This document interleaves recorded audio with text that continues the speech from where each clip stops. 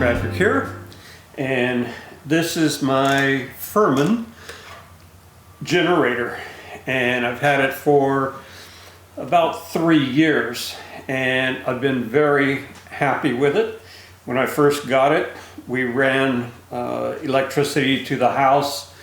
We were out of electricity on the grid for about 3 days. The thing worked flawlessly. So for the next 3 years, I would go out and run it about a half hour, 45 minutes every month, the first of every month. Just last month, I went out to start it and started it, and it ran for about 25 minutes and it shut down. So I checked the oil level. It has a sensor, so if the oil is low, it shuts itself off. I checked the air cleaner. The oil was fine.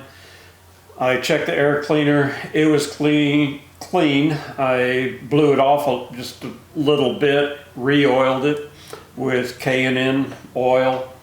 And then I got on the internet and started looking at the videos that said either would start, run, and then stop, or wouldn't start. So I looked at a whole bunch of them.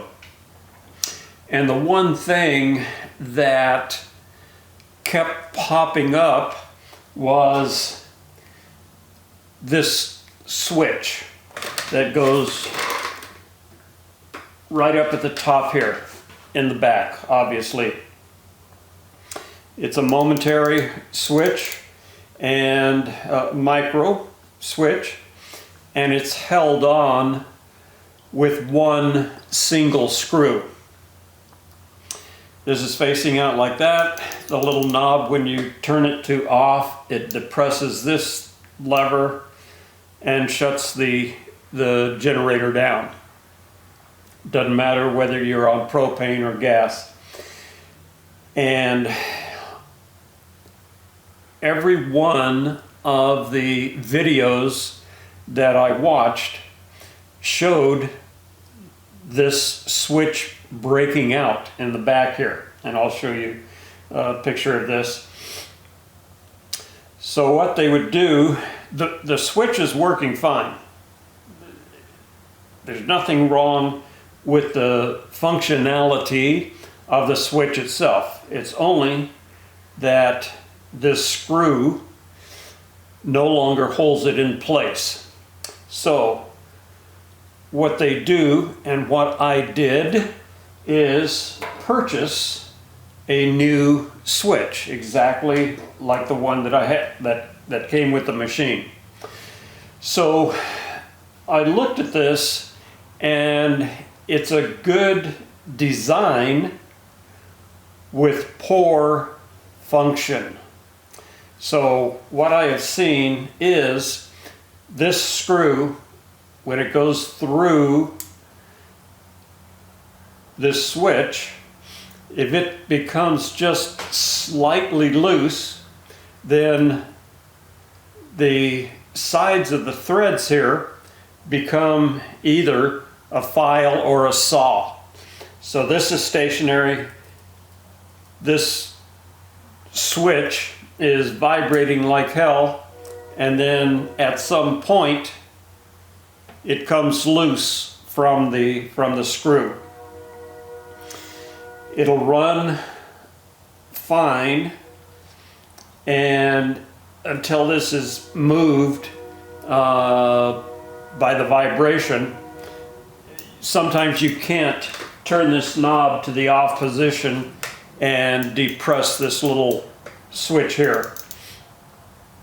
What was happening with mine, this became loose, it vibrated back and fell and got wedged in between two pieces that are back there. I'll show it to you a little later when I take all this apart. When the generator would stop, apparently the wires or whatever it took, this would relax and the switch was no longer depressed. Cool. So I could start it again. It would run for a while with the vibration. It would work itself down until it wedged somewhere and turned itself off again. So I took everything apart, looked at this, looked at many videos on this situation, looked at the screw and said, something has got to change. The sign of insanity is doing exactly the same thing time after time and expecting a different result. Sorry. So I took a look at the area that I have to work in, the way the wires are run. I changed that somewhat, and I'll show you that a little bit later. But I decided that instead of reinstalling this file or saw, I'm going to use 2 tie wraps. One will go right through the hole, wrap around the housing in the back there. I'm going to use a second one and go right behind these top 2 spade connectors. I'll wrap those around, tighten those up, and in my way of thinking, they should be vibration free. They should allow only a certain amount of vibration between the switch and the housing. If they break, if the switch becomes unlodged, all I got to do is replace 2 tie wraps, or 1 tie wrap to get it back in the correct orientation, and not have to buy a new switch. So let me get this all apart. If you've been chasing this same situation, you've probably looked at a bunch of other videos also, as did I. So I'm just going to take these 3 screws loose for the propane, the dash pot in the back, remove this panel, remove the rest of the bolts for the panel, lean that forward, and then I'll get you in the camera position in the back so you can see the fix that I'm going to perform here. So here we are looking in the back side of the front panel, and this right here is the switch that is at fault. What happens is this is held on by this screw right through that hole, and after a while, with a lot of vibration, which a generator does very well, it does that. It gets the screw loose. It goes right down through there, goes through that hole, affixes it to the back side of the panel. After it vibrates for a while, it just comes right out. This can go in and out of that slot. So this is no longer a hole, it's a slot. And by using a tie wrap that goes all the way through the housing and the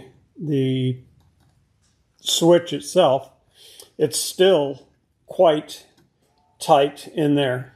It's in a nice pocket, so you don't have to worry about that shaking loose. As long as the tie wrap is doing its job, it's fine. And right now the switch in the front is in the off position. Then you go over to the run on gas position, and this switch changes to the other, well, to the green in this case. This is the hot. I'm not sure what the white is, but then when you turn it back to the off position, it shuts the whole generator down. So let's go back to the front, and I'll get the front panel most of the way screwed back together. I don't want to finish it up. Well, I might get most of it connected except for where I have the hoist connected, and then I'll start it for you, and then this video will be pretty much over. Okay, so there it is. The repair has been made. This thing is ready to go back online. The air cleaner, oil, all of that stuff has been checked. I'm going to fill the tank and put a couple of ounces of Stay-Bil in here. I will continue to keep the tank full because of where I live. It's cold at night, warm in the afternoon. So I'll keep this full to keep the condensation down in the tank, and hopefully that will keep the carburetor nice and clean. So I'm only going to run this on gas. Originally, I thought I was going to be running it on propane, so I didn't have any other trouble, any problems. And as it turned out, the gas was not a problem whatsoever. So I can pretty much just not even mess with the propane side of this generator. So with the switch, I only need to pull it to the gas and turn it off. So with that said, let me get this thing started. Red light's on, choke.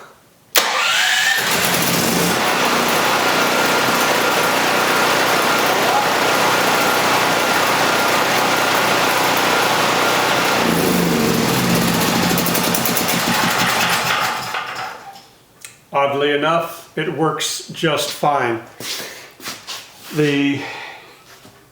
I've left most of the screws out. I'm going to leave this up on the table because my next video is going to be making this generator usable around my property. It's quite bumpy, and these little wheels seek every undulation, every low spot. You'll be walking along and one wheel or the other will drop in a hole and it swings you off to the side. Also, the handle is way out here. So with that being out here, the fulcrum point being there, I'm having to lift and carry all of the weight of this generator when I want to move it around. I keep it over in one area where it's out of the way, people don't see it, it's out of the way. And where we're going to be using it is under a window where we can come in to the laundry room and do the refrigerator and lights. So anyhow, it's got to be moved just about 20 feet when it's needed. And with these little tires, it's just a bitch. So there's a couple of things I'm going to do in the next video that you might find pretty interesting. One is I'm going to move the axle right up in here. So the center of balance is pretty much equal, so I'm not having to pick up the whole generator to move it.